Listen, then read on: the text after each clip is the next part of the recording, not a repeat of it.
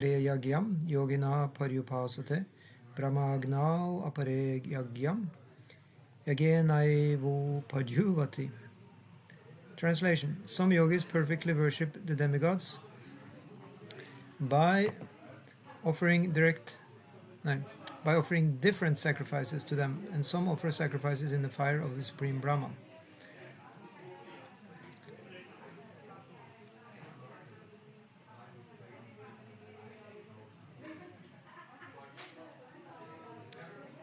As described above, a person engaged in discharging duties in Krishna consciousness is also called a perfect yogi or a first-class mystic. But there are others also who perform similar sacrifices in the worship of demigods, and still others who sacrifice to the Supreme Brahman or the impersonal feature of the Supreme Lord. So there are different kinds of sacrifices in terms of different categories. Such different categories of sacrifice by different types of performers only superficially mark varieties of sacrifices.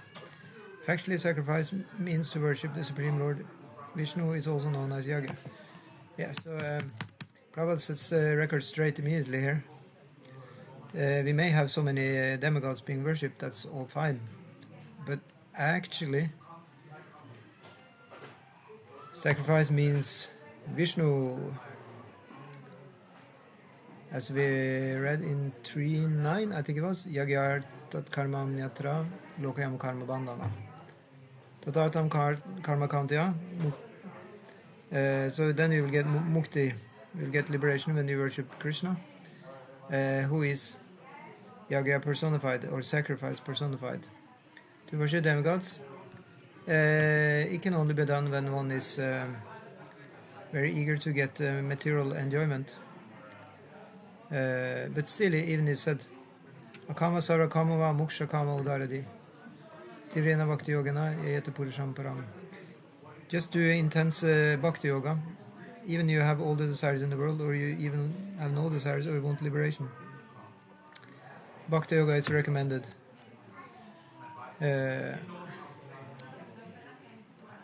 Actually, bhakti yoga is the only thing that's permanent. All the others, they are impermanent, and probably will say more about that in the purport here. He says, all the different varieties of sacrifice can be placed within two primary divisions. So let's see now what are these primary divisions here. So the first, sacrifice of worldly possession and sacrifice in pursuit of transcendental knowledge. Those who are in Krishna consciousness sacrifice all material possession for the satisfaction of the Supreme Lord, while others who want some temporary material happiness sacrifice their material possessions to satisfy demigods, Sarshat, Indra, sun god, etc. And others who are impersonalists sacrifice their identity by merging into the existence of impersonal Brahman. Yeah, so let's take a look at this. So, is a sacrifice, it means obviously that you are going to give something away. So, if nothing else, one is giving away one's valuable time to either a demigod or to Krishna or God like this. So that's the payment, you can say, to sacrifice our valuable time. And this is a system that Krishna has created. And this is called worship. Yeah. So here you have a few examples. So in for devotees. So I just write sacrifice.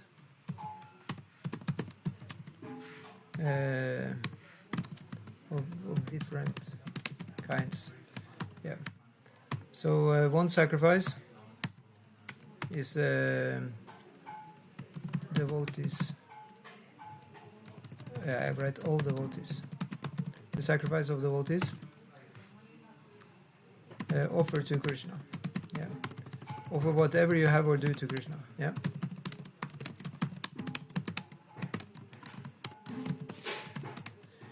It's both internal and externally also.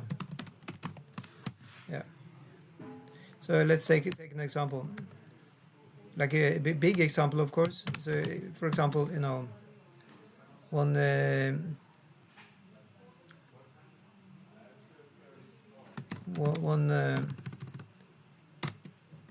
offer one's eatables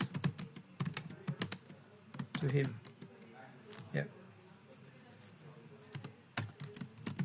offer one's work to him.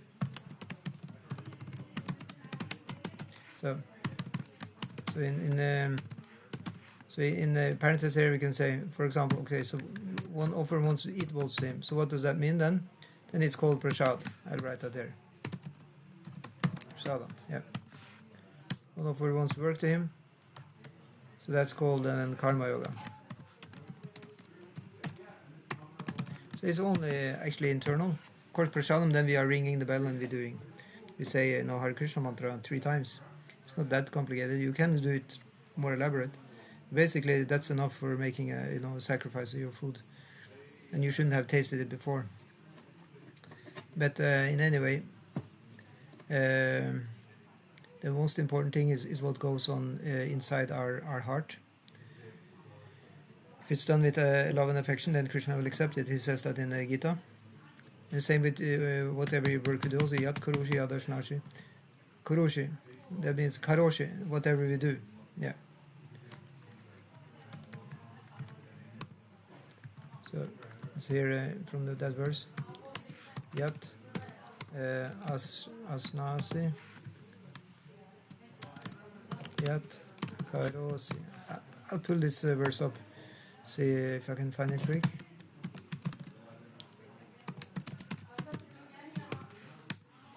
It's a well-known verse. It should come up.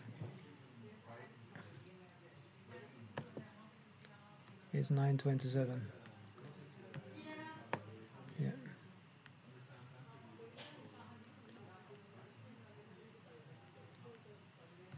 Yeah, so here we have it.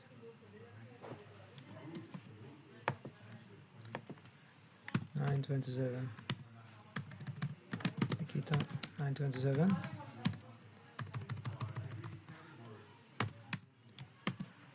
Yat karushi adashnashi yat juhushi dadasiyat.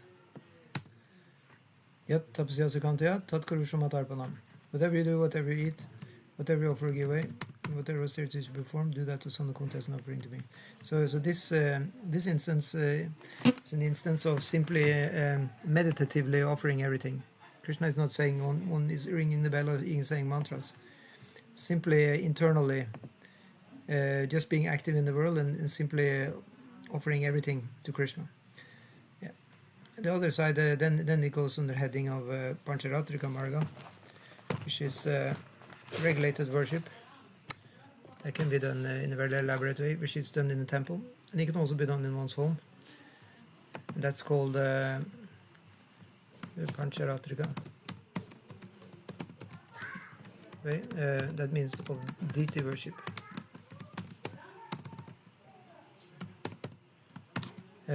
Elaborate rituals, more elaborate rituals. Offering the same. Yeah, it's the same. It's the same thing. Whatever we do, whatever we eat, it's just offered with protocol and rituals in the Pancharatrika way. Yeah. So, for example, then that is called an archana. Yeah. Bathing the deities, serving them nice food, not tasted by anyone. Yeah. So nobody should taste it before offering it. But in the above, it is just like an ongoing thing. One is simply eating for Krishna, sleeping for Krishna. Everything is just done for Krishna. Yeah. So it's a little bit about the demigods here, but actually the devotees are really above that. It is mentioned because to get the full picture. But actually it's nowhere in the Bhagavad Gita recommended to worship the demigods, actually. That's why Prabhupada says in the very end here of the purport, he says, the Krishna conscious person like Arjuna, however, sacrifices everything for the satisfaction of Krishna, and thus all his material possessions as well as his own self, everything is sacrificed for Krishna. Thus he is the first class yogi, without losing his individual existence. Prabhupada makes that point because there is an ongoing battle between the impersonalists and the personalists, especially in India. Well, actually, it has happened in the West also now. Yeah, so it's a definite, you can say, a threat from the impersonalists that they want to make everything one, and actually eliminate Krishna's personality. Yeah, so the devotees are not at all on par with that. So whenever they get a chance, they will talk against this philosophy that everything is one. No, everything is different and it's one at the same time. But then it's oneness in prema, in love for Krishna. Yeah. So let's see at the next verse. It says here, Shrutra nindriyani anye samyama gnishujhuvati shabdadin vishayan anya indriya gnishujhuvati. Some, the unadulterated brahmacharis, sacrifice the hearing process and the senses in the fire of mental control, and others, the regulated householders, sacrifice the objects of the senses in the fire of the senses. Yeah.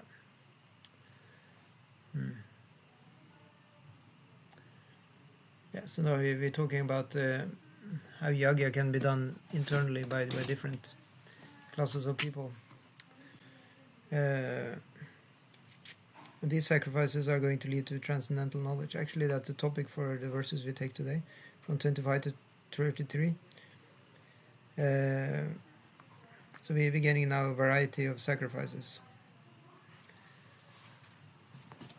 Yeah, so Prabhupada says in the purport here, because all of this has to do with Varna and Ashram, these are ashram names here, Brahmachari, Grihastha, Vanaprastha, and Sannyasi. There's 4 ashramas. Yeah, so Prabhupada says they are all meant to become perfect yogis or transcendentalists. Since human life is not meant for our enjoying sense gratification like the animals, the 4 orders of human life are so arranged that one may become perfect in spiritual life. The brahmacharis are students under the care of a bona fide spiritual master who control the mind by abstaining from sense gratification. A brahmachari hears only words concerning Krishna consciousness. Hearing is the basic principle for understanding, and therefore the pure brahmachari engages fully in Hare Nama and Kirtana. Hare Krishna, Christopher, welcome. Are you already home? It's amazing how quick you are. No, I just left the temple, so I'm walking right now. Okay, very good. Yeah, so I'm just reading now text 26 in the 4th chapter, that everybody is doing some sacrifice. Yeah, so even you're just walking, that's also a sacrifice. Breathing even is a sacrifice to Krishna. And of course, the highest sacrifice Prabhupada just mentioned here, that is Hare Nama Anukirtanam, chanting and hearing the glories of the Lord. So it says here that the pure brahmachari here restrains himself from the vibrations of material sounds. His hearing is engaged in the transcendental sound vibration of Hare Krishna, Krishna Krishna, Hare Hare, Hare Rama, Rama Rama, Hare Hare. And now we're moving over to the grihastas, the householders, which Prabhupada says here, they have some license for sense gratification. They perform such act with great restraint. Yeah. Sex life, intoxication, and meat eating are general tendencies of human society, but a regulated householder does not indulge in unrestricted sex life and other sense gratification. Marriage on the principles of religious life is therefore current in all civilized human society, because that is the way for restricted sex life. This restricted, unattached sex life is also a kind of yagya, because the restricted householder sacrifices his general tendency towards sense gratification for higher transcendental life. Yeah. So whenever anybody is doing anything really for the sake of Krishna, for spiritual life, for God, that is a sacrifice. So here we have more like the yogis style. Text 27. Sarvan indriya karmani prana karmani chapare atma samyama yoga gnau juvati jnana dipite. Others who are interested in achieving self-realization through control of the mind and senses offer the functions of all the senses and of the life breath as oblations into the fire of the controlled mind. So, in other words, you can actually, if you're really sharp-witted, you can achieve self-realization simply by controlling your mind and senses. But again, other places said that you actually need a teacher. It's not really a do-it-yourself thing. Prabhupada explains here in the purport, the yoga system conceived by Patanjali is referred to herein in the Yoga Sutra of Patanjali. The soul is called Pratyag Atma and Parag Atma. As long as the soul is attached to sense enjoyment, it is called Parag Atma. But as soon as the same soul becomes detached from such sense enjoyment, it is called Pratyag Atma. Yeah. So in other words, this is technical things. The soul is subjected to the functions of 10 kinds of air at work within the body, and this is perceived through the breathing system. The Patanjali system of yoga instructs one on how to control the functions of the body's air in a technical manner, so that ultimately all the functions of the air within become favorable for purifying the soul of material attachment. According to this yoga system, Pratyag Atma is the ultimate goal. This Pratyag Atma is withdrawn from activities in matter. Yeah. So that's also, called Pratyahara. Yeah. So in other words, this Pratya is connected. It means the Atma is free from all these attachments to the material things, to the material sense objects. Yeah, Prabhupada says the senses interact with the sense objects like the ear for hearing, eyes for seeing, nose for smelling, tongue for tasting, and hand for touching, and all of them are thus engaged in activities outside the self. Isn't that amazing? They are outside the self. The problem is that the soul is following out through the senses. And in that way it said the soul is lost. Probably explained this in another place. Probably in the Bhagavatam somewhere. Yeah. Because, the mind is following where the senses are sending the energy, the pranic energy is going towards, a sense object. Then the mind is following that. And then the soul may also follow, because the soul is put into the Mayic, illusion by Maya Shakti. It may start to identify with all these material sense objects. And then it said in the Bhagavatam that the soul is considered to be lost. Okay, so Prabhupada says they are called the functions of the pranavayu. The pranavayu go downwards, vyanavayu acts to shrink and expand, Krishna, and samanavayu adjusts equilibrium, udanavayu goes upwards. And one is enlightened, one engages all these in searching for self-realization. So that is the point, that it's incredibly difficult to control this materially speaking, technically speaking. But if one becomes Krishna interested and fall in love with Krishna, then one can read about Krishna, chant about Krishna, and one doesn't need to pay attention to all these 5 or 10 life airs. They will automatically just be engaged. When you probably explain another place, when you clap in your hands, chant the Hare Krishna mantra, and dance in ecstasy, all your life airs are now, doing seva to Krishna. Yeah. Let's see at the next verse here. Dravya yagyas tapo yagya, yoga yagyas tata pare, svada yagyana yagyascha, yata samdashita vrataha.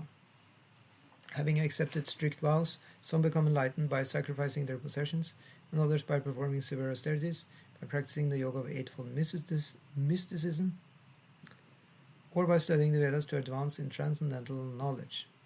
Yeah, so let's read this again, because this was a lot. So first one, having accepted strict vows, some become enlightened by sacrificing their possessions. Yeah, so that was the first line in the Sanskrit. It says dravya yaga. So dravya means things or objects. So this whole world is made of objects. So in that way it has been explained that the manifestation of tamaguna or mode of ignorance in this world is the manifestation of dravya shakti. So whenever we get into things, we are surely getting into the mode of ignorance, and we have to watch out. So then one should actually limit one's engagement with things, and that is then a sacrifice, of course, and that is called tapoyagya. It's tapasya. Tapasya is also called austerities. Yeah. And then we have the next one, and others by performing severe austerities by practicing in the yoga of eightfold mysticism. So that's another one. That's yoga yagya. Yeah, so everybody who's doing yoga exercises every day, they are, doing the yoga yagya. Yeah.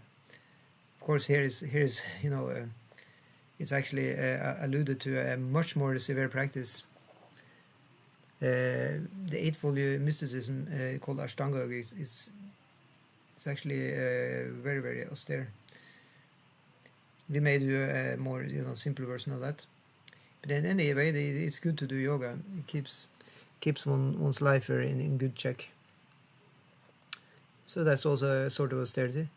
And then, or by studying the Vedas to advance in transcendental knowledge. So that is the Svadhyaya Yagya. Svadhyaya Jnana Yagyas. Yagya. As a Yagya, the sacrifice of studying Vedas. Svadhyaya also means to study oneself. Yeah, but actually one cannot, it's explained in the Vedas themselves, that mere, studying Vedas with our my eyes and mind doesn't actually do the job. One has to have introspection and work with clearing one's impurities and get a deeper realization. So in that way, Svadhyaya or Vedic study, it actually implies also to become pure in the heart. So in that way, one can advance in transcendental knowledge. Yeah. So I'll not get too much into these sacrifices. We just go to the next one. 29. Apane juvati pranam pranapanam tadapare pranapana gati rudva pranayama parayanaha apare niyatahara pranam praneshu juvati. Still others were inclined to the process of breath restraint to remain in trance, practiced by offering the movement of the outgoing breath into the incoming and the incoming breath into the outgoing, and thus at last remain in trance, stopping all breathing. So don't try this at home. Others, containing the eating process, offer the outgoing breath into itself as a sacrifice. But it said, to be able to do this properly, you really need to have a guru, and they don't grow on trees anymore, you can say.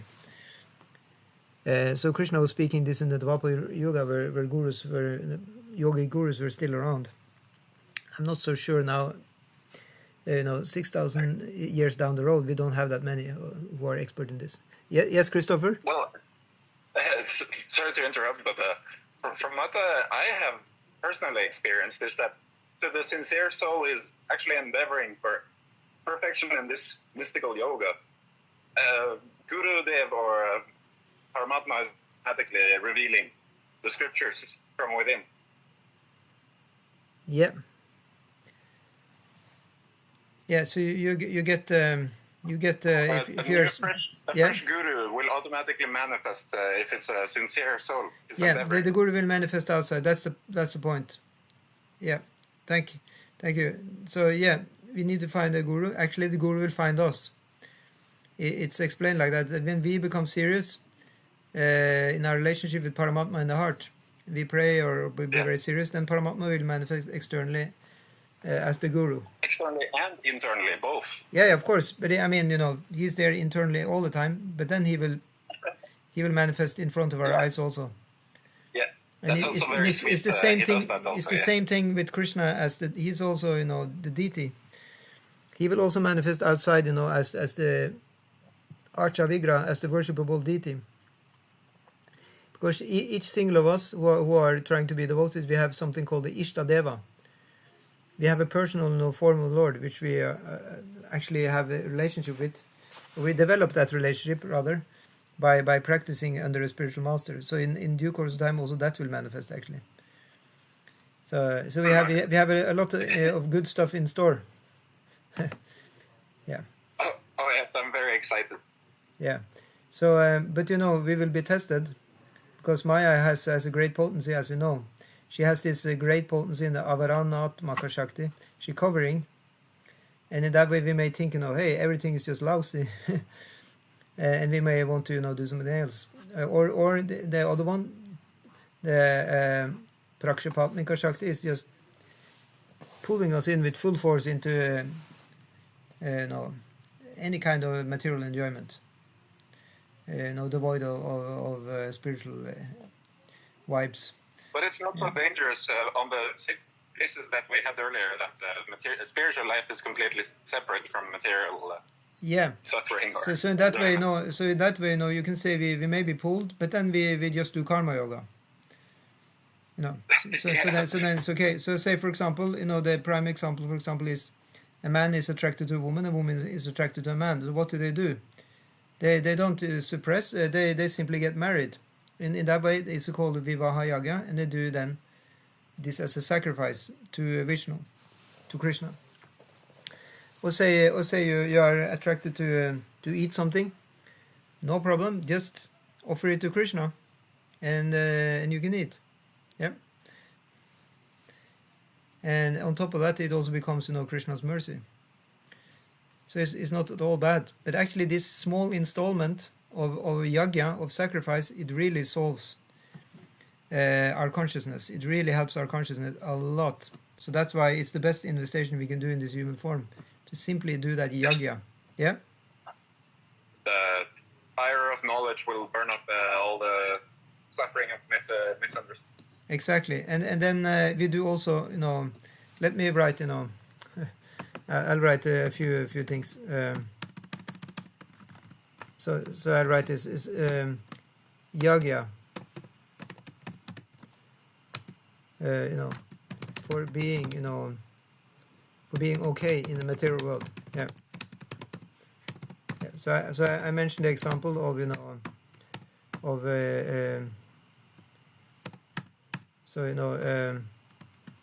marriage yagya, and then you have eating yagya, and what more do we have? What was the last one we said? Maybe we didn't say anything, but yeah, work yagya. Yeah. No work. Yeah. So marriage yagya, that's called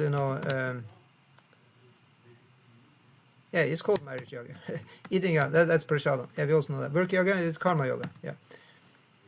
So in that way, no need to panic. Yeah. Just stay with Krishna. Keep chanting his name. No matter what. Yeah. And you'll be okay. Please close the door. Sorry, I'm online.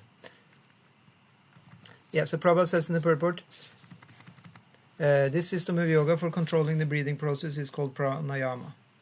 And in the beginning, it is practiced in the Hatha Yoga system through different sitting postures. All of these processes are recommended for controlling the senses and for advancement in spiritual realization. This practice involves controlling the ears within the body. Yeah. Yeah, so this is Hatha Yoga, so this we don't do. Yeah, Hare Krishna.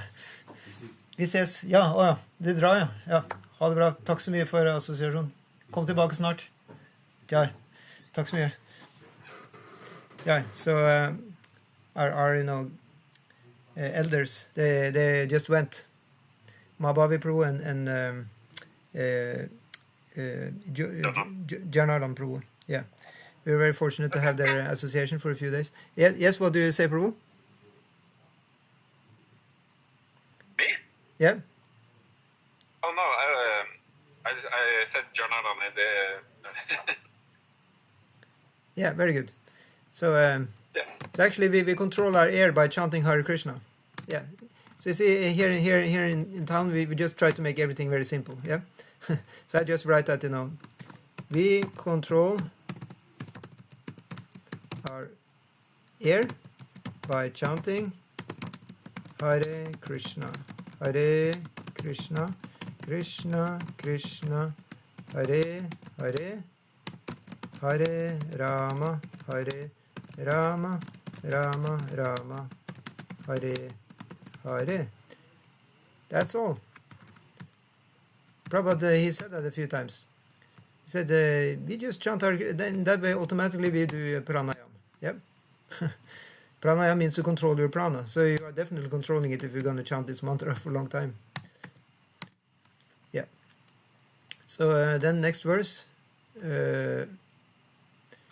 text 30. You like to read, or are you walking or something? No, I'm at the train station. I can take out my iPad the best up there. Which okay, you get ready for, you can get ready for next verse. Yeah, I'll read now verse 30. Yeah.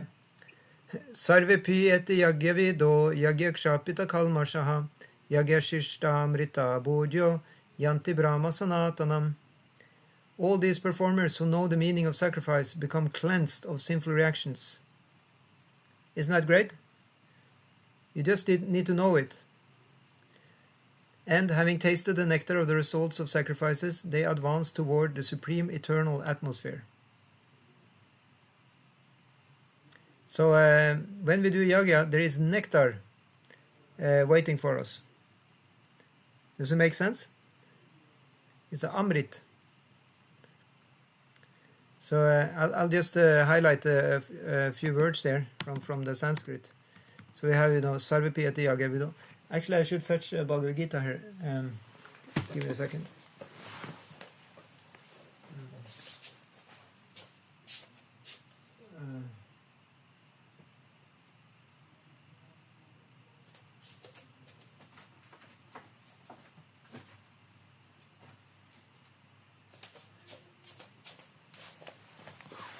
Yeah, so of course I have the Bhagavad Gita in front of me, but I didn't have the word for word. So here I have it. See, 3:30.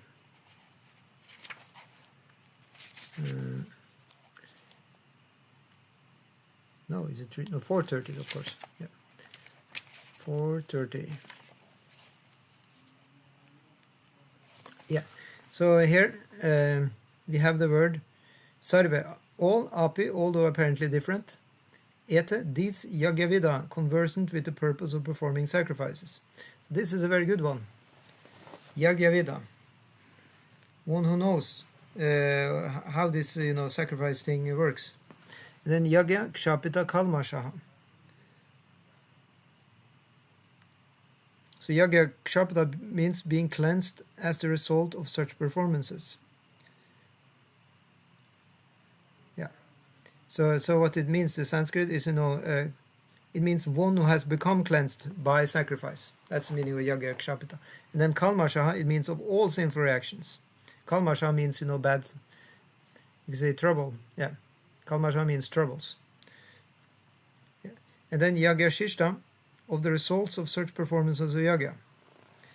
So sometimes yagya shishta is spoken about as, actually remnants after a sacrifice, such as, prasadam, the food stuff. It's also called yagya shishta.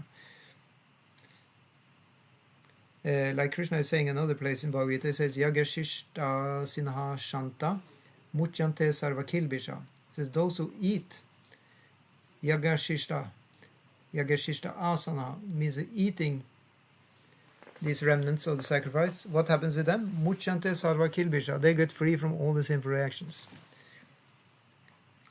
Yeah. And then amrita bhujaha, those who have tasted such nectar.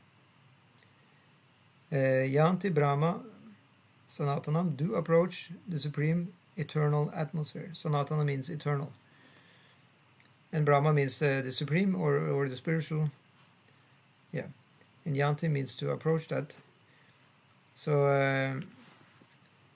when we read, in scriptures, nectar and like that, we just take it. We accept it, and we may not feel, always nectar. We may feel it's hardships, but it's actually explained that it's also nature of trying to do something good to the world or to ourselves. I mean, in a good way, to be doing things in goodness. Yatat agre vishamiva parinama amrita upamam. Yeah. Tatsukam satvikam proktam.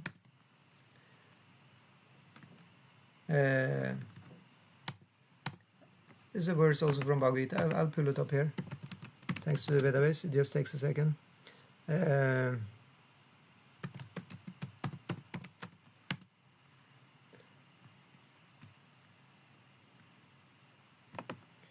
It's a very great verse.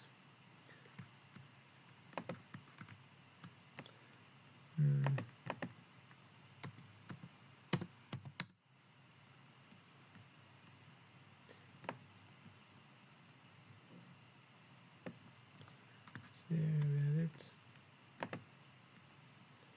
Yeah.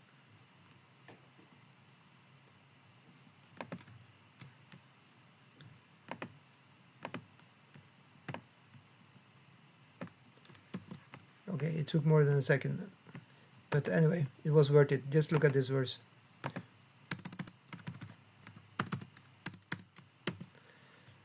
So it says, this is 1837. Or was it 1836? 37. It's a very great verse. It's always worth remembering. It says, Yat tat agre vishamiva parinama mrita upamam tatsukam satvikam proktam atma buddhi prashada jam. That which in the beginning may be just like poison, but at the end is just like nectar, and which awakens one to self-realization, is said to be happiness in the mode of goodness. So in that way, we may not taste, the nectar when we try to do something good. Often the devotees, they can say that, we want to do, say, for example, we want to go on Harinam. In the beginning, we have to kind of force ourselves.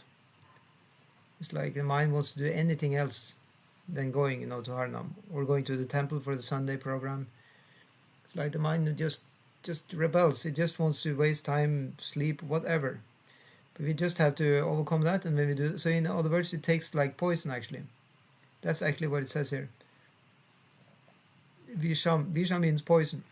So we should know that we are not alone. There are many people who try for the same, and they also feel it feels like poison. But the end is really just like nectar, Amrit. Amrit also means the elixir of immortality, which you can get by practicing devotional service. So in that way, it's Atma Buddhi Prashadram is born from the real intelligence. Yeah, it's born from great intelligence. Yeah, it's born of the satisfaction of the self. It's there, Atma Buddhi. So the self-intelligence. Satisfaction, and Jam means to be born from. So it's all the good things, in other words. So that's why we are trying to do things in mode goodness, such as going to temple, chant Hare Krishna, do some other sacrifice, such as offering the food, try to be nice to other people. That's also a sacrifice. Sometimes we don't feel like that, but we just have to force ourselves to do that, and we will feel actually happiness. Okay, let's look at the next verse, 31. This is the shortest verse in the Bhagavad Gita. It's just 2 lines. Actually, all the verses are 4 lines. Some are more. In the 11th chapter, they are even longer. But you only have 1 verse in the whole Gita, as far as I remember, which only has 2 lines. But these very significant lines. It says, Nayam loko stya yagyasya kutunya kurusattama. O best of the Kuru dynasty, without sacrifice one can never live happily on this planet or in this life. What then of the next? So this is very significant. Because here we really get it. We're supposed to do yagya, all of us, no matter what we are, where we are. And again, it's not really that difficult. It's all happening actually in our heart or mind. So nobody can be bereft of doing sacrifice, of course, unless one is the animal. So Prabhupada says, whatever form of material existence one is in, one is invariably ignorant of his real situation. In other words, existence in the material world is due to the multiple reactions to our sinful lives. Ignorance is the cause of sinful life, and sinful life is the cause of one's dragging on in the material existence. The human form of life is the only loophole by which one may get out of this entanglement. The Vedas therefore give us a chance for escape by pointing out the paths of religion, economic comfort, regulated sense gratification, and at last the means to get out of the miserable condition entirely. So do you see that one? Here Prabhupada just gave the 4 Purusha Arthas, the 4 goals of life, which are very central in the spiritual understanding, also sometimes called Hinduism. So what are these 4? Path of religion is called Dharma. Artha is economic comfort. Kama is the sense gratification. And the last one, Moksha. Dharma, Artha, Kama, Moksha. Yeah. So moksha is the last one, is the path of liberation. So the path of religion, Dharma, that we saw it is called, all the different kinds of sacrifice recommendable automatically solves our economic problems. So the idea is that when you do one, you get the next one, then you get the next one. This makes sense? So if you do your religion properly, if you do sacrifice, then as explained in Gita also before, in the 3rd chapter, it said, you do your sacrifices, then demigods will give you, right? Krishna is saying that. And then you can enjoy life, so then you have karma. So the path of religion, or the different kinds of sacrifice recommendable, automatically solves our economic problems. By performance of yoga, we can have enough food, enough milk, etc., even if there is a so-called increase of population. When the body is fully supplied, naturally the next stage is to satisfy the senses. The Vedas prescribe therefore sacred marriage for regulated sense gratification. Thereby, one is gradually elevated to the platform of release from material bondage, and the highest perfection of liberated life is to associate with the Supreme Lord. Perfection is achieved by performance of yagya, sacrifice, as described above. Now, if a person is not inclined to perform yagya, according to the Vedas, how can he expect a happy life even in this body, and what to speak of another body on another planet? There are different grades of material comforts in different heavenly planets, and in all cases there is immense happiness for persons engaged in different kinds of yagya. But the highest kind of happiness that a man can achieve is to be promoted to spiritual planets by practice of Krishna consciousness.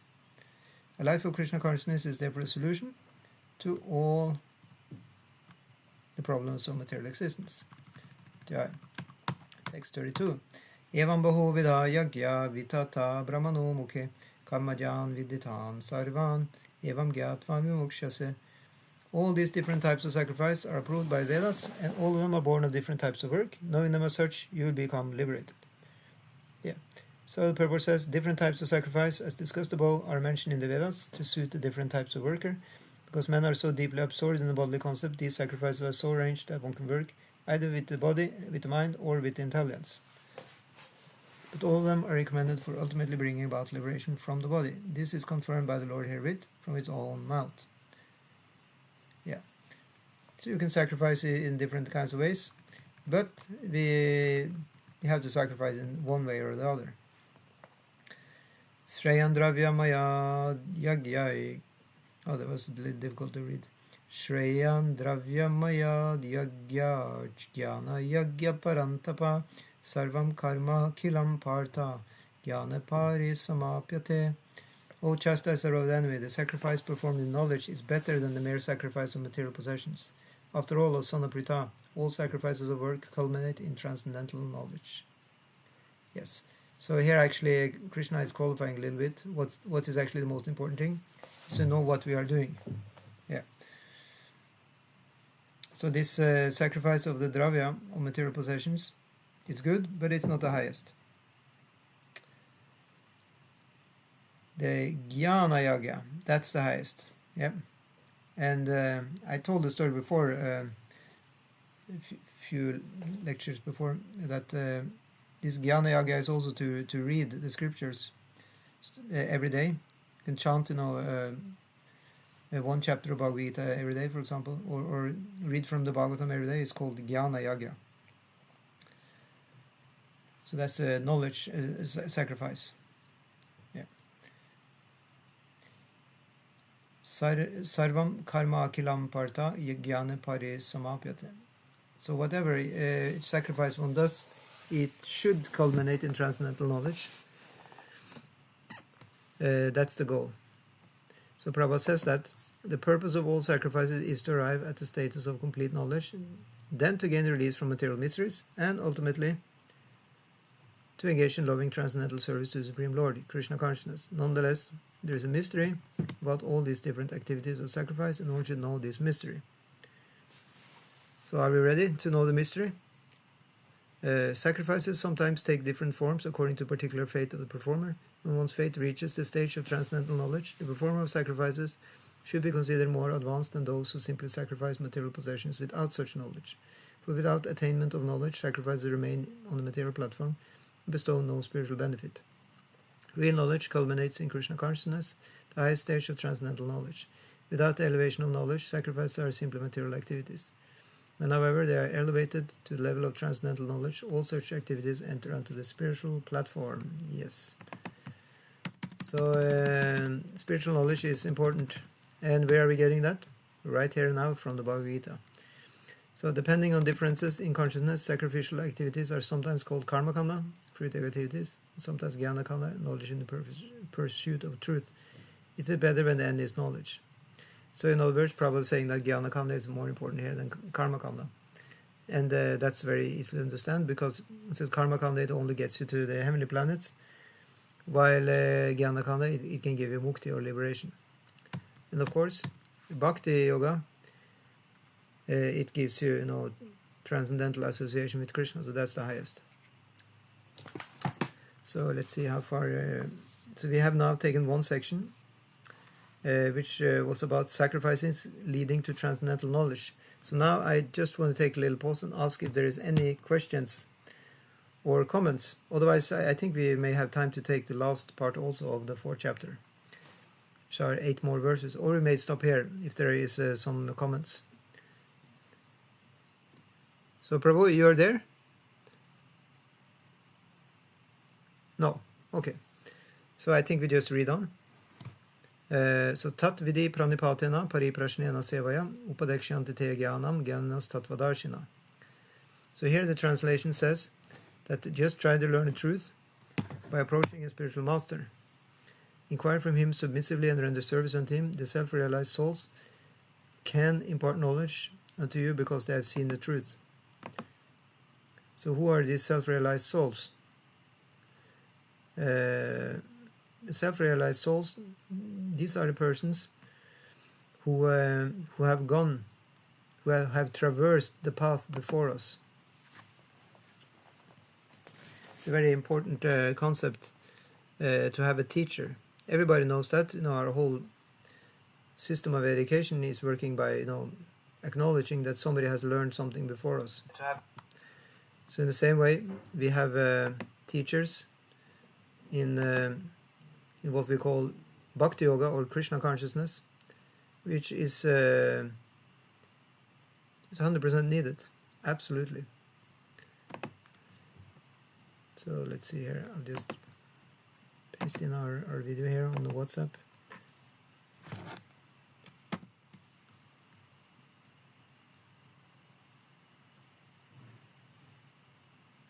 Yeah.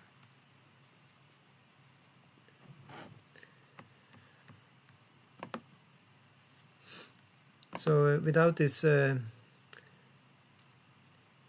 association with somebody who is in knowledge, we will have a hard time getting knowledge ourselves.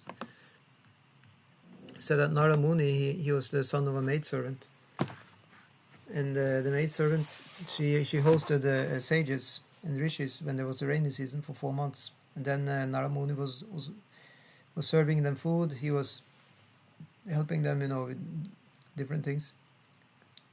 And in that way he became pure in his heart by this service. Yeah. So Prabhupada says the path of spiritual realization is undoubtedly difficult. The Lord therefore advises us to approach a bona fide spiritual master in the line of disciplic succession from the Lord himself. No one can be a bona fide spiritual master without following this principle of disciplic succession. Yeah. The Lord is the original spiritual master, the Adi Guru. And a person in the disciplic succession can convey the message of the Lord as it is to his own disciple. No one can be spiritually realized by manufacturing his own process, as is the fashion of the foolish pretenders. Yeah. And then in the end of his purport, Prabhupada says, a bona fide spiritual master is by nature very kind toward the disciple. Therefore, when the student is submissive and is always ready to render service, the reciprocation of knowledge and inquiries becomes perfect. So it's a very sweet relationship between you can say a sincere disciple and the pure teacher. Text 35. Yat gyatva punar moham evam yasyasi pandava yena bhutanya sheshani drakshyasi atmane atomai. Having obtained real knowledge from a self-realized soul, you will never fall again into such illusion, for by this knowledge you will see that all living beings are but part of the Supreme, or in other words, that they are mind. Yeah. It's very good. So to actually get real knowledge, one will not again fall into illusion. This is a very great gift, of course. Yat gyatva na punar moham. Yeah, so so after getting this knowledge, na punar moham. So punar means again, and moham means illusion. So na means not. So not again in illusion. Yeah. So Prabhupada says here in the purport, the result of receiving knowledge from a self-realized soul, or one who knows things as they are, is learning that all living beings are parts and parcels of the Supreme Personality of God, Lord Shri Krishna. The sense of an existence separated from Krishna is called Maya. Ma means not, and Ya, this. Ma, Ya, not this. Yeah. Some think that we have nothing to do with Krishna, and that Krishna is only a great historical personality, and that Absolute is the impersonal Brahman. Factually, as it's stated in the Bhagavad Gita, this impersonal Brahman is the personal effulgence of Krishna. Krishna as the Supreme Personality of God is the cause of everything. Yeah. So that's the... So in the end here, Prabhupada also refers to the Bhagavatam verse 2.10.6. So he says, when, however, such deluded living entities become situated in Krishna consciousness, it is to be understood that they are on the path of liberation, as confirmed in the Bhagavatam. Muktir hiv itvan yatha rupam svarupena vyavastiti. Liberation means to be situated in one's constitutional position as an eternal servitor of Krishna, Krishna consciousness. So there we have the word mukti, which means liberation. Then hitva means to give up, and anyata rupa means to give up any other kind of body. For the sake of what? For the sake of svarupa. Svarupa here means the spiritual body. Vyavastiti, to be situated in that. That is the same as being liberated. So in other words, not to merge with Brahman, but to actually have a separate spiritual body. Yeah, and then we have next verse. Apichet asipape bya sarvibya papa kritama sarvam gyana plavena eva virginam santarishyasi. Even if you are considered to be the most sinful of all sinners, when you are situated in the boat of transcendental knowledge, when you are situated in the boat of transcendental knowledge, you will be able to cross over the ocean of mysteries. So here's a very nice analogy. The Jnana Plava.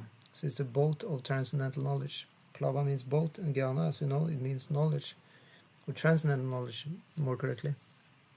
So that's like a boat which takes us over the troubled waters of material existence. Yeah.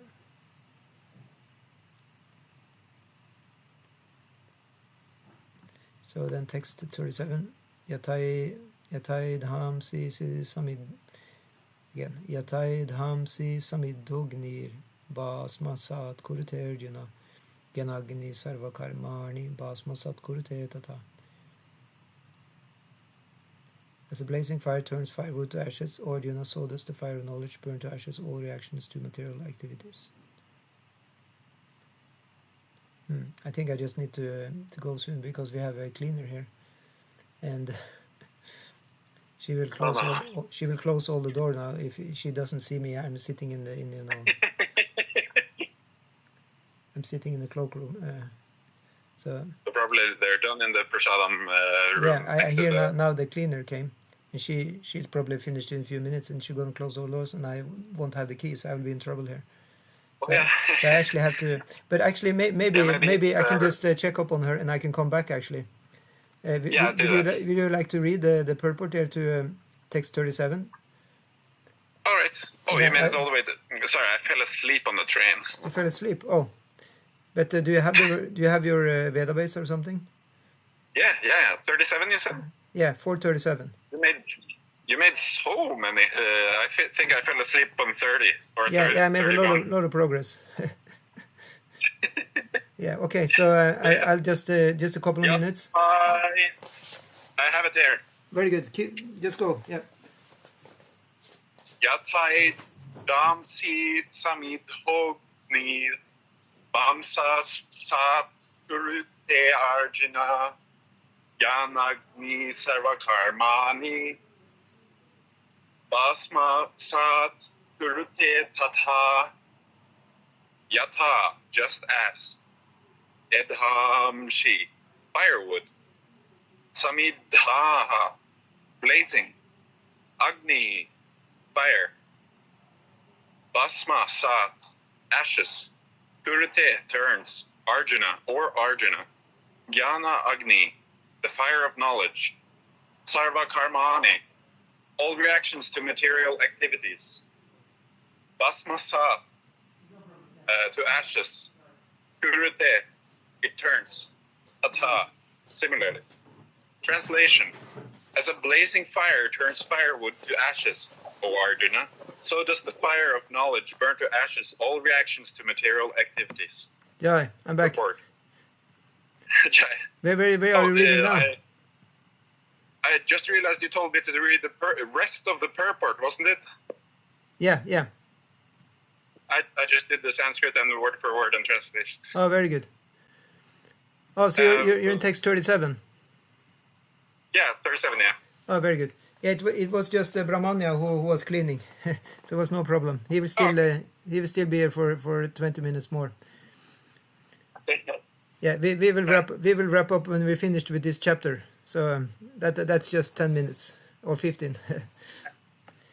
Super. Yeah. So so you like to read the purport? Yeah. Purport. Perfect knowledge of self and super self and of their relationship is compared herein to fire. This fire not only burns up all reactions to impious activities, but also all reaction to pious activities, turning them to ashes. There are many stages of reaction. Reaction in the making, reaction fructifying, reaction already achieved, and reaction a priori. But knowledge of the constitutional position of the living entity burns everything to ashes. When one is in complete knowledge, all reactions, both a priori and a posteriori, are consumed. Yep. In the Vedas, it is stated, Ubhe, Ubhav, Vaisha, Ete, Tatari, Amrita, Sadhu, Ashaduni. One overcomes both the pious and impious reactions of work. Yeah, thank you so much. Yeah. So Tarati, it means to cross over. And then this is if you have gotten a hold of the Amrit. Just like we talked about this oil, which Christians they say, you're getting this inner oil, is going up to the head. So in the same way, it's actually telling with the idea that you get your consciousness up to the top of the head. That's actually where one gets Brahman realization. And in that state, one crosses beyond what is good and what is bad. It all becomes one. Yeah. Everything is good. Exactly. Everything is good. So it just melts in ecstasy together. But otherwise, there is a problem of duality. It always gives us a headache. Yeah. So next verse is saying that when you got to that level of realization, you can always keep on going. There's nothing which can stop you. Nahi gyanena sadrisham pavitram iya vidyate tatsvayam yoga samsidaha kalena atmani vindati. In this world, there is nothing so sublime and pure as transcendental knowledge. Such knowledge is the mature fruit of all mysticism, and one who has become accomplished in the practice of devotional service enjoys this knowledge within himself in due course of time. Yeah, so nahi gyanena sadrisham means not certainly this knowledge. Sadrisham means equal to this. There is nothing equal to this. How in Pavitram is because this is so pure. It's just purifying everything. See, take the word for word here. Yes, sanctified is word for word translation here. Iha in this world. Yeah, there's nothing as pure existing in this world as this knowledge. And one who has become accomplished, so that Tat Svayam Yoga Samsidaha, one has become, gets siddha in this knowledge, perfected in this knowledge of yoga. Kalena Atmanivindati. So you know the word Govinda? Are you there? Yes. Yeah. So Govinda, what does it mean? It means one who enjoys the cows. He enjoys cows, or he makes the cows enjoy. Yeah. Vinda. So here, you know, the word Vindati, it means to enjoy.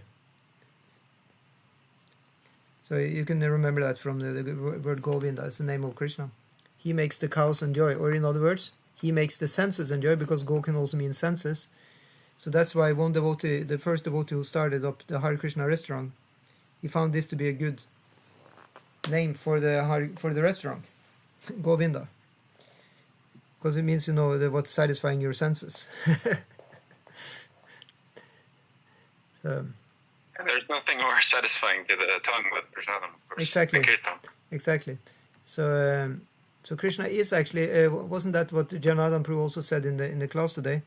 He said that Prabhupada had said, you know, what did he say? You remember the utterance? Prabhupada had said that why do you came here, Srila Prabhupada? He said, I came here to teach you how to enjoy. Yeah. So it means, of course, to enjoy, you know, one's transcendental senses. So in that way, Krishna is the one who gives us that enjoyment, because he's Govinda. He is the one who pleases the senses. Yeah. So senses are also cows. So in that way, we can also, you know, say that he's a coward. So he controls our cows. Yeah. Right. He's controlling the senses. He's controlling our senses. When we subscribe to his way, then he controls our senses, and we will be, you know, okay. Does it make sense? Of course. Yeah. So that way Prabhupada is saying, you know, he's saying in the end here, you know, he says, this knowledge is a mature fruit of devotional service, and when one is situated in transcendental knowledge, he need not search for peace elsewhere. So one doesn't actually need to search on the internet for peace. It's like attaining this, there's no greater gain. Yeah, because you get on YouTube, it pops up all the time videos saying, and the latest trend I think is particularly stupid. They say they just rip off each other always, right? Now there's a trend. It says you need to watch this video before May the 5th, right? It's a new message to the world. Watch this video now before it's all just humor. It's like it's very, but it's you know, joking or. They just copy each other, you know. So it becomes more and more. Hey, it's stupid, and I mean they also know they're joking, but some are trying to be serious also. Some are very, very serious, but it's on the eyes of the beholder, right? To observe this transcendental humor that is going on. Yeah. You can see it from the higher level, and it is that Krishna is just making a mockery of the whole thing. It's like, and you have this other thing that, you know, just give me 5 minutes of your life, and I will teach you what I didn't learn myself in 20 years. You know this thing? Like in 20 years, I now have come to a realization, and I will tell you this in 5 minutes, right? So if you just watch this video in 5 minutes, you will gain, you know, 20 years of experience. That's the idea. But it doesn't work like that. Usually those videos are people's humility showing up, like, I did, just humility, I guess. Yeah, in one sense, yeah, but this clickbait, you know, that you just give me 5 minutes of your life. But people wants to be guru. People wants to be elevated in spiritual knowledge and such. Yeah. So they want to also be. Yeah. So it's okay, you know. But in another sense, as we read here, that, you know, he need not search for peace elsewhere, for he enjoys peace within himself. So if some or other we have gotten that, then we don't need to roam around on the internet to try and find, you know, the key to happiness. Yeah, but that's we're already always happy, but we're also engaged in all sorts of undertakings. Yeah, you can say it's you know, I'm sorry for the harsh words, you know, but it said that it's the disease of the soul actually to run around in the material world, because, you know, he's basically just running after his mad mind, which is, you know, into what the senses want. Yeah. So in that way, you know, it ends up being a quite hackneyed experience. It's a mixed bag. it's a little bit enjoyment, But it's also a little bit of it's pain. not pure madness, surely. It's not pure madness, right? It's not pure madness. Prabhupada sometimes said it was like the activities of a person in a dream. Yeah, running after dreamy objects. Yeah, it doesn't need to be it doesn't need to be madness, but it quickly escalates to become kind of madness when it gets too much in the mode of passion. Yeah. Maybe you're right. And we need to, burn up our material attachments and stuff. Prepare to the spiritual world. Yeah, exactly. So Prabhupada sometimes say, this, that it's like madness. Have you seen this video? It's a very funny video. Prabhupada says that, that the person, engaged in material, affairs, he's a madman. Prabhupada says in the class, and it's filmed, and then there is a professor sitting there, and the professor is kind of, he gives a comment. He says, Prabhupada, wouldn't it be possible to say that, the person is, bewildered, uncontrolled, instead of saying he's mad? He's kind of, he wants to ease the blow, And Prabhupada says, I don't remember what he answers, but he keeps on, he doesn't lose his stance. That actually, it is madness. Have you seen? You should see that video. It's quite funny. Of course, nobody likes to be, put down. But actually, it's the role of the spiritual master sometimes. Yeah, to kind of a little bit. Yeah. Because nobody likes to be told off. In that regard. Huh? It's so funny. Yeah. Oh, sorry. Yeah, exactly. So this professor, he can't answer, after Prabhupada says this reply, Yeah, it's madness. Yeah, so he doesn't give in, He says, he just gives a smart reply. Doesn't remember what it was, and everybody just laughed. Huh? No, sorry. Prabhupada would go something like, it's simply madness. Yeah. He does it on purpose. He does to kind of shake people up, what do you call provoke a little bit. Yeah. Provocatively, yeah. Yeah. Of course, some devotees try to copy Prabhupada, and sometimes, some people were really angry at them, and they didn't know how to handle it, So, of course, one has to be careful, dealing like that. Anyway. In any case, we can just refer to what is actually said in the Bhagavad Gita. Then we can be safe, you can say. It's not us who say it. It's Krishna who say it. If you look at it from a distance, you can say, it's something like an illusion. That's why it's called illusion sometimes. Okay, so maybe you're right. Maybe I was illusioned all along, and heaven just surrendered. Yeah. So in that way, we can go to the next verse. Shradava labate gyanam tatpara samyatendriyaha gyanam labdva param shantim achiryanadi gachati. A faithful man who is dedicated to transcendental knowledge and who subdues his senses is eligible to achieve such knowledge, and having achieved it, he quickly attains the supreme spiritual peace. Yeah. So you have two items here. One is to have knowledge, and another one is to subdue the senses. Yeah. So Prabhupada has said many times, you keep them in check by spiritualizing your sense objects. Yeah. So if you like, sports, and have sports for Krishna. If you like, food, have food for Krishna. Art for Krishna. Music. Just everything, just spiritualized. Yeah.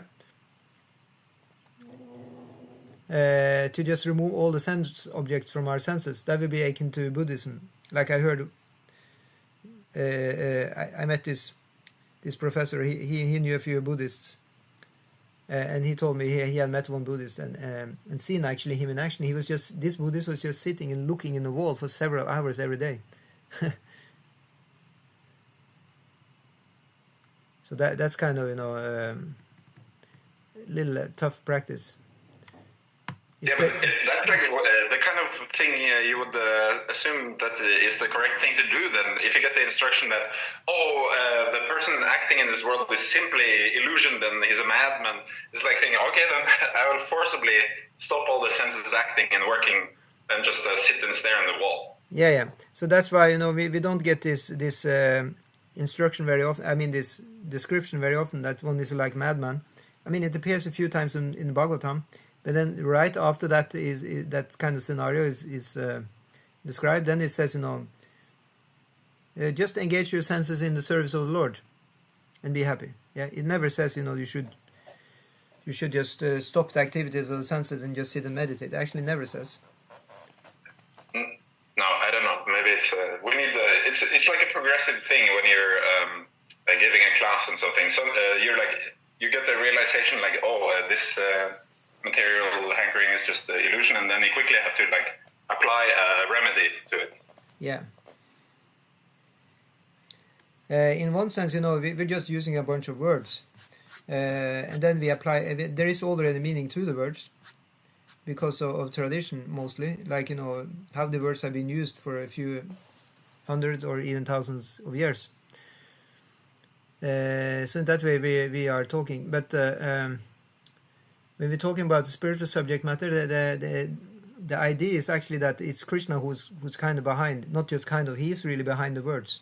Some or other he's investing his chit shakti into that. So he's giving us some realizations along the way. So in that way, thank you for bringing that up. That is actually very important, and that helps me a lot. Yeah, it's actually a very, very important factor. And that takes that we have this shraddha, we have that faith, that there is something more than merely words we're dealing with here. Yeah, they're coming directly in the parampara. Exactly. From Krishna. Yeah. So Prabhupada says, here, that such knowledge in Krishna consciousness can be achieved by a faithful person who believes firmly in Krishna. So this is the shraddha I was talking about. Shraddha means to be very spiritually faithful. So one is called a faithful man who thinks that simply by acting in Krishna consciousness he can attain the highest perfection. This faith is attained by the discharge of devotional service and by chanting Hare Krishna, Krishna Krishna, Hare Hare, Hare Rama, Rama Rama, Hare Hare, which cleanses one's heart of all material dirt. Over and above this, one should control the senses. So back to the senses again.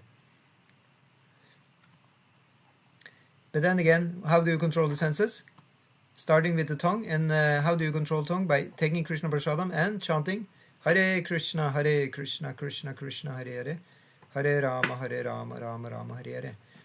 So Prabhupada says, a person who is faithful to Krishna and who controls the senses can easily attain perfection in the knowledge of Krishna consciousness without delay. And then we only have 2-3 verses left. Agyanas cha shradadhanas cha samshayatma vinashyati nayam lokasti naparo nasukam samshayatmana. So again, back to this thing that faith is incredibly important. The opposite of faith is doubt. So doubt is a serious stumbling block. Of course, we can read and get rid of the doubt. Doubt is a feature of the intelligence, and as such is not bad. It's a sign of being intelligent. So we may have discussions and study and so on in order to get rid of the doubts. And chanting also helps. So Prabhupada says here in this translation, but ignorant and faithless persons who doubt the real scriptures do not attain God consciousness, they fall down. For a doubting soul there is happiness neither in this world nor in the next. And Prabhupada he says, out of many standard and authoritative real scriptures, the Bhagavad Gita is the best. Yeah. It's simple like that. You can just stick to the Bhagavad Gita and get liberated. So next verse 41. Yoga sanyasta karmanam jnana sanchina samshayam atmavantam na karmani nibadnanti dhananjaya. One who acts in devotional service, renouncing the fruits of his actions, and whose doubts have been destroyed by transcendental knowledge, is situated factually in the self, thus is not bound by the reactions of work, O conqueror of riches. You're there? Okay. Yes. Oh, okay, you are there. Good. Yeah, so the purport here, one who follows the instruction of the Bhagavad Gita as it is imparted by the Lord, the personality of God himself, becomes free from all doubts by the grace of transcendental knowledge. He, as part and parcel of the Lord, in full Krishna consciousness, is already established in self-knowledge. As such, he is undoubtedly above bondage to action. Yeah, as we have explained many times now, bondage to action, but we need to explain it many times because, repetition is really the way to learn. And especially with these kinds of things, because it's not so easy to shake ourselves loose from bondage to action. So it has been explained that as long as we're not working as a sacrifice to Krishna, we will be bound to the results of our actions, good and bad results. So text 42 says, Tasmat agyana sambhutam ritstam gyana sinatmanaha chitvainam samshayam yogam atishta bharata. Therefore the doubts which have arisen in your heart out of ignorance should be slashed by the weapon of knowledge. Armed with yoga, O Bharata, stand and fight. So a purport. The yoga system instructed in this chapter is called Sanatan Yoga, or eternal activities performed by the living entity. This yoga has two divisions of sacrificial actions. One is called sacrifice of one's material possessions, and the other is called knowledge of self, which is pure spiritual activity. Yeah. So that is clear. So you have Gyan and you have, Vairagya. So I'll write that also. Is this the last verse? Yeah, it is. So let's line up these two things so they become clear.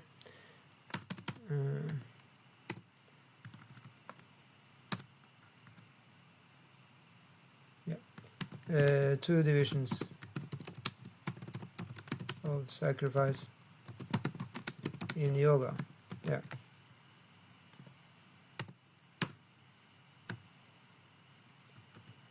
Is Jnana and Vairagya. So what was Jnana? It was knowledge of the self.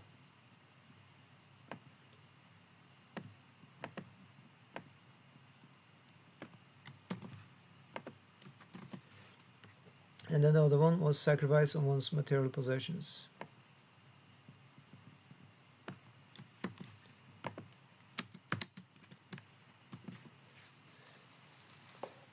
Yeah, so in other words, Vairagya means, detachment.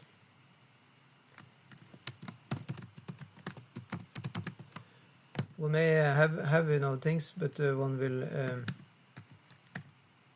how do you write this? Detachment, yeah. And then Jnana, it means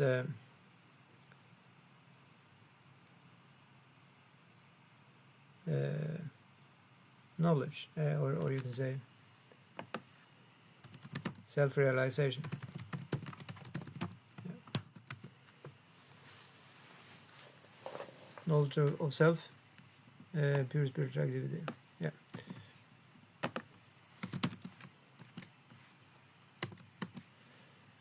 Something like this.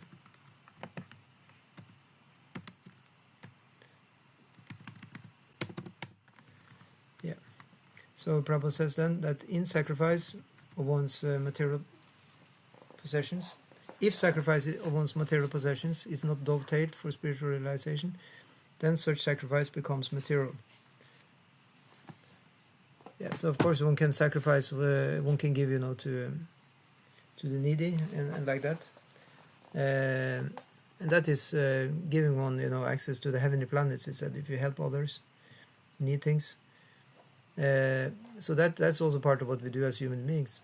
But because a pure spiritual activity, it would be a kind of a different kind of sacrifice, which is that we actually use some time to get into Krishna consciousness directly. Yeah. So and also Prabhupada says, but one who performs such sacrifices with a spiritual objective or in devotional service makes a perfect sacrifice. Yeah. So in that way, one can actually help others and give one's material possessions. You can say to people who are needy, and do that as a service to Krishna, and then actually will make spiritual progress also. View that actually we are serving Krishna by helping his parts and parcels. But over and above, one should also have as a mission to work, under the guidance of the spiritual master. Yeah, when we come to spiritual activities, we find that these are also divided into two, namely understanding of one's own self, one's constitutional position, and the truth regarding the Supreme Personality of Godhead. Okay. One who follows the path of Bhagavad Gita as it is can very easily understand these two important divisions of spiritual knowledge. Okay, so let's highlight these two also. So that is spiritual activities.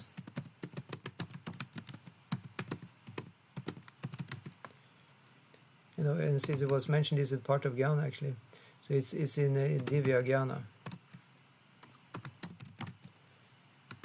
Transcendental knowledge.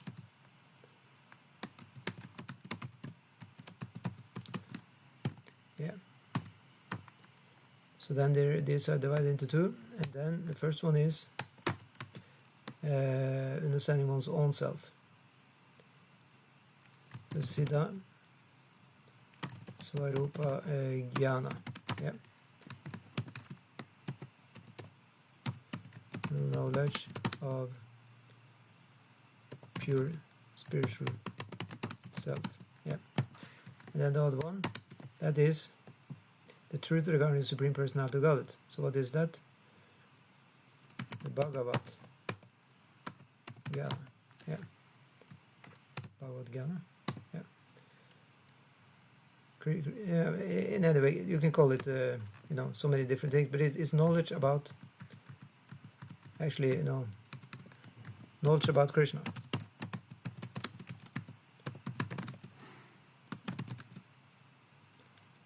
As he is. Yeah. About the Supreme Lord.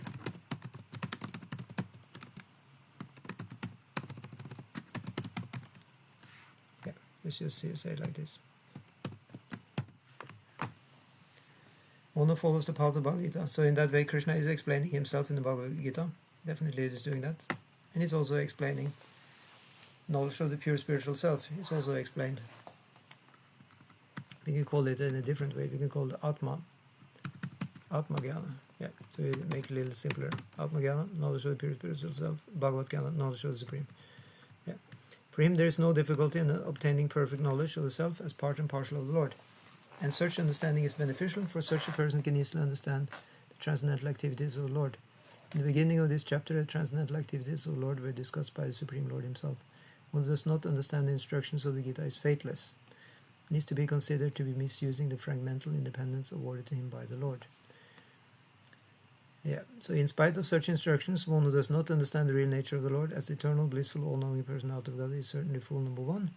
Ignorance can be removed by gradual acceptance of the principles of Krishna consciousness. Yeah, so just follow this path and your ignorance will be removed. So Krishna consciousness is awakened by different types of sacrifices to the demigods, sacrifice to Brahman, sacrifice in celibacy, in household life. So all this we were going through.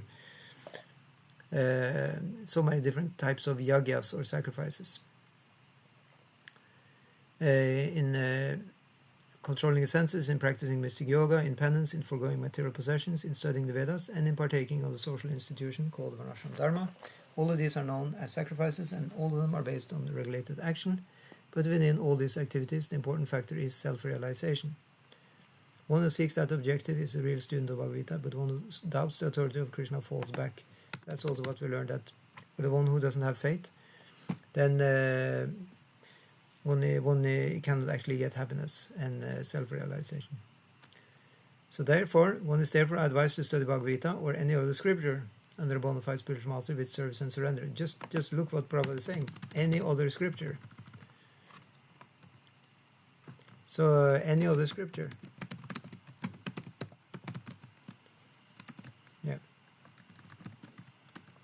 So that means, all other religions, all other godly religions,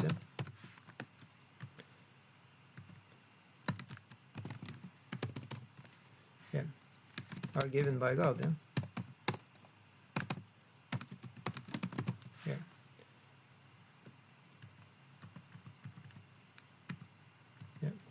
So in other words, they're godly. They can be read and taken advantage of for the enlightenment of the human being.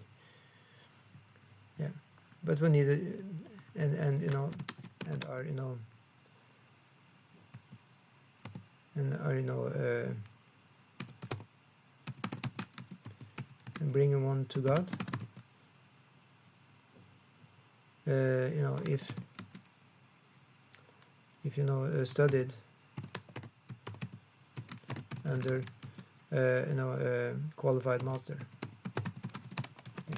Doesn't that make sense? I think so.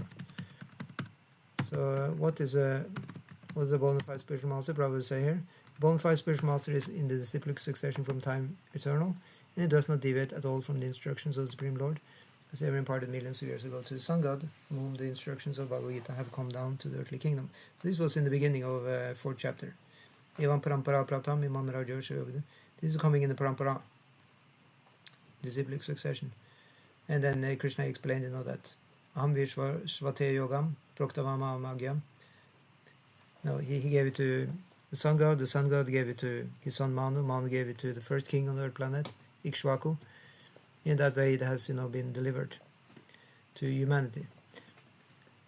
Yeah.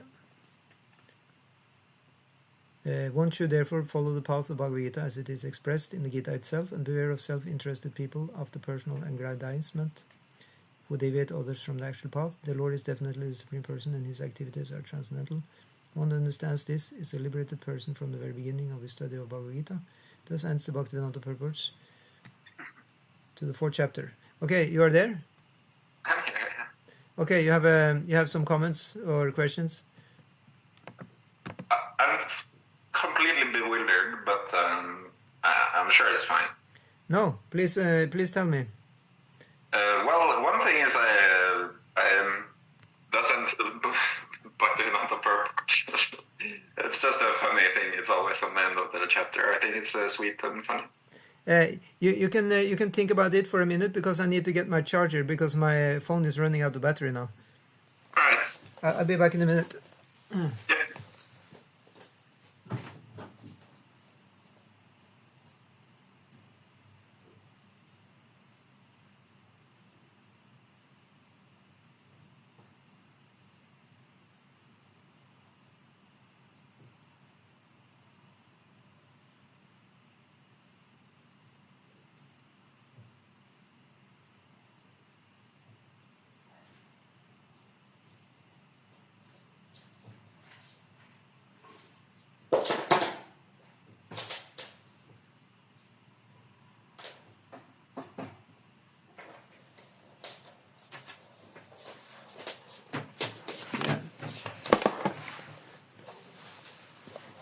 Yeah, I'm back again.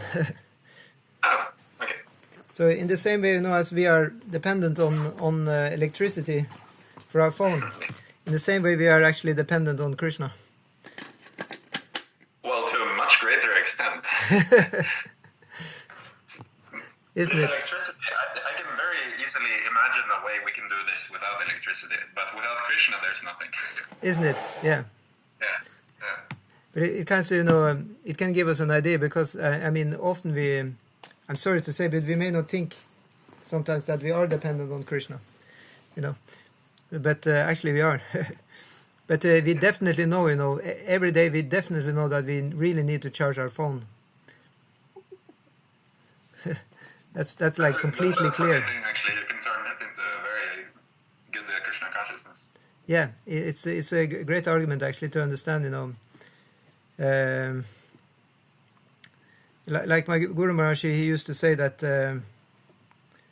our job or occupation is not the source of our maintenance. Actually, you may think I have a job and I get money in the bank account, and now that's how I survive as a human species.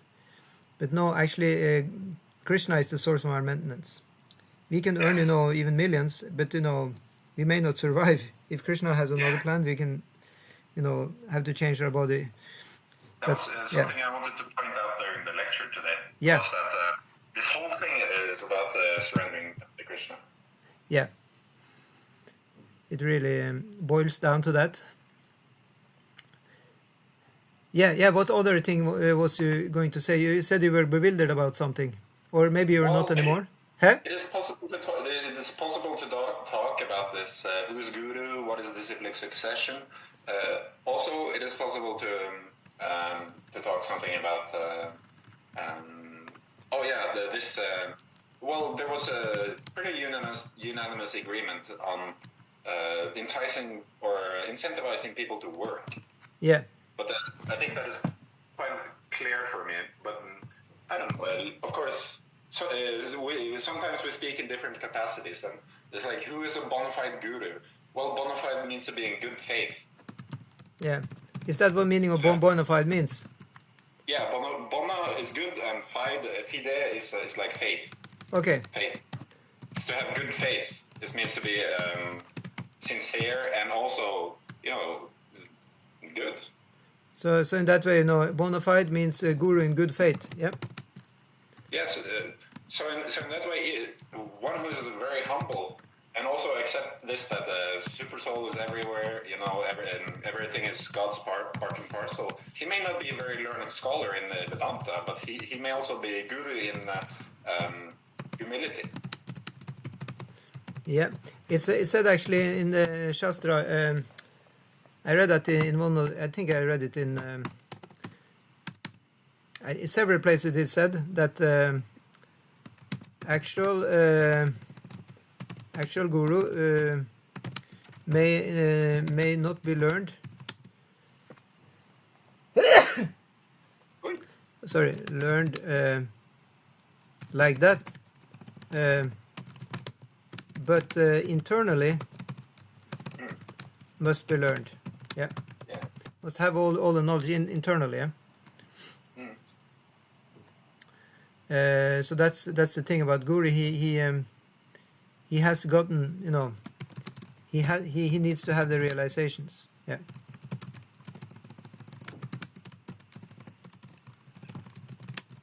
And there's also a realization culminates in something also, maybe in faith. Yeah, so that culminates in an extremely strong faith. Yeah. And that is, faith is also surrender. Yeah, exactly. So I'll pull up that verse for you, which talks about the definition of Shraddha, because Prabhupada was actually relating to that verse one place in his commentaries. And that's a famous verse which Prabhupada often quoted. Let me just find it here.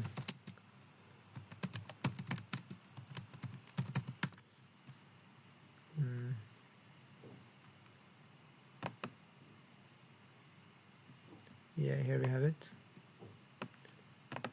That.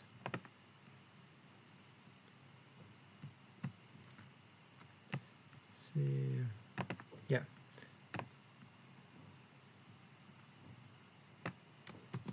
Here we go. Yeah, here it is. So Shraddha Shabde Vishvasaka Sudrida Nishchaya Krishna Bhakti Kaile Sarva Karma Krita Hai. So Shraddha is confident, firm faith that by rendering transcendental loving service to Krishna, one automatically performs all subsidiary activities. Such faith is favorable to the discharge of devotional service. Okay, so this is very closely tied to devotional service, but I'm thinking more of what is actually the definition of faith? Yeah, but okay, the word itself, I have looked it up one time, but I don't remember now. Because it's like we can say faith into anything, like the floor is not going to give. Yeah, but in Bhagavad Gita you have a discussion, in 17th chapter, that you have faith according to the gunas. Right? So there it said, that the firm faith in the scriptures, in the guru, like that's faith in the mode of goodness. And faith in, demigods and like that's faith in the mode of passion. And faith in some great man, like I heard, in India, even during Second World War, somebody had faith in Hitler, so they put Hitler on his altar. Okay. So that's faith in the mode of ignorance, to worship some demon or something. Well, what if the demon is suddenly speaking quoting something from the Bhagavad Gita? Yeah, you can take Ravana. Ravana has its own, book even. He says many wise things. Demons are very great demons. They are doing very nicely in the material world. So they know how the material world works. So they are gurus. They are very often gurus, but they're not gurus for Krishna consciousness. It's a very specific. Yeah, it's a very specific difference. But like just being a man, any man, I guess. But I'm thinking because it is possible even for a sadhu or something to have faith in just a worker in the street, a shudra in the street, because he knows his Krishna is part and parcel, and that super soul is within there. Super soul is directing both the shudra and the rishi, both of them at the same time. Yeah, and then? Simply knowing that he knows he's already connected with Krishna. Yeah, but at the same time, Krishna doesn't disturb, the person's natural development. So it's just like the parents, they have all the knowledge, but they don't teach everything to the child because they see, is the child ready for it or not. They will look to the nature of the child. Say, for example, the father may be expert piano player. So you may put the child, in front of the piano and just see if he has the adhikara, yeah? If he has, the ability to do that, he has the nature. But if the child is not really playing well or is not really into that, then the father doesn't force the teaching on the child, right? No, but I'm thinking, I'm talking, well, for the perspective of the rishi, he doesn't see any difference in this people. He also always just sees the super soul. Yeah, but at the same time he sees difference. It's achinta beda beda tattva. In one sense we don't see the difference. Just like the father, he has many sons. He sees all the sons as being, on same level. But then one son become a criminal, and another son become a great, poet. Of course, he will like the nice son more than the bad son. But at the same time, he also loved them on the same level. It's inconceivable oneness and difference. But I'm trying to take the position here of the perfect vision and to actually see, okay, but there may be material differences, but this is just variation of the material energy going on. Yes, it's very true. Not really something to act upon. It's very true. Actually, we're living on good luck only. If the Lord wants us to be successful or be happy or whatever, it's His sweet will, actually. We cannot really do nothing about that, in one sense. On the other sense, Krishna also wants us to level up, so we try our best to do that. So it's again, it's inconceivable oneness and difference. It's always a paradox we're living in because we are Tatastha Shakti. The soul is Tatastha Shakti, means always a material world we are facing that, and also the spiritual world.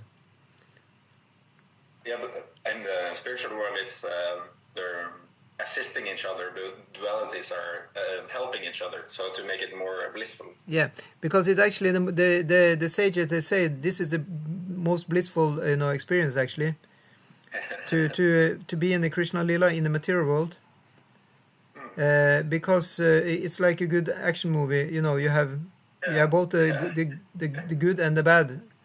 There is always some. There is always a great, excitement, and